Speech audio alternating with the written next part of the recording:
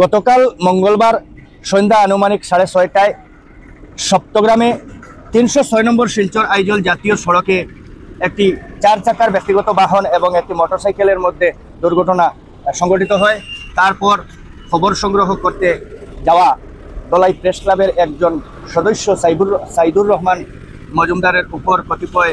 উদ্ভণ্ড যুবক কর্তব্যে বাধা দেওয়া, মোবাইল ফোন ছিনিয়ে নিয়ে সড়কে আছাড় মেরে ভেঙে ফেলা, এরপরে শারীরিকভাবে নিগ্রহ করার এই ঘটনার তীব্র নিন্দা এবং ধিক্কার জানাই দলাই প্রেস ক্লাবের পক্ষ থেকে। আজ এই ঘটনার পরিপ্রেক্ষিতে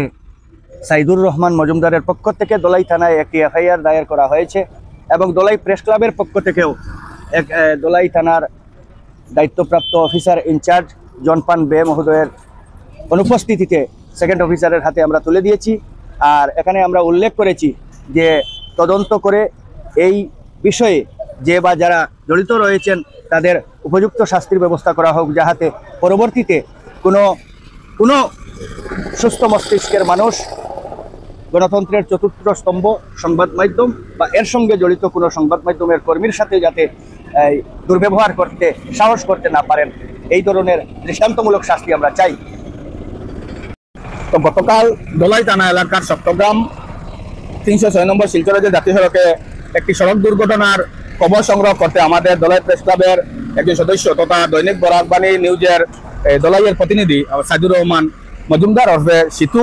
উনি সেই খবর সংগ্রহ করতে যাওয়ার পর সেখানে কিছু দুষ্কৃতী যুবকরা তার উপর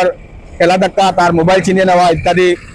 কর্ম করে। আমরা পরবর্তীতে খবর পেয়ে আমরা রাতেই আমরা প্রেস ক্লাবের সদস্যরা আমরা সে বিষয়ে আমরা অবগত হওয়ার পর আমরা আজকে সকাল অর্থাৎ 5 ফেব্রুয়ারি আমরা দলাই থানা অফিসার ইনচার্জ মহোদয়ের কাছে আমরা একটি মেমোরেন্ডাম আমরা দলাই প্রেস ক্লাবের পক্ষ থেকে আমরা জমা দিয়েছি। ওনার অনুপস্থিতিতে আমরা ওনার সেকেন্ড অফিসারের কাছে আমরা সেই কাগজটি আমরা জমা দেই। আমরা চাই যে আমরা এই যে ঘটনাটি সংঘটিত হয়েছে আমরা এর দৃষ্টান্তমূলক শাস্তি আমরা চাই, ভবিষ্যতে যাতে কোনো ধরনের সংবাদকর্মীর উপর এভাবে কোনো ঘটনা না হয় আমরা তার দৃষ্টান্তমূলক শাস্তির দাবি রাখি এবং যদি আমরা এ বিষয়ে শীঘ্রই তার সুবিচার না হয় আমরা পরবর্তীতে আমরা বৃহত্তর ভাবে আমরা শেয়ার ব্যবস্থা আমরা নিতে বাধ্য থাকিব।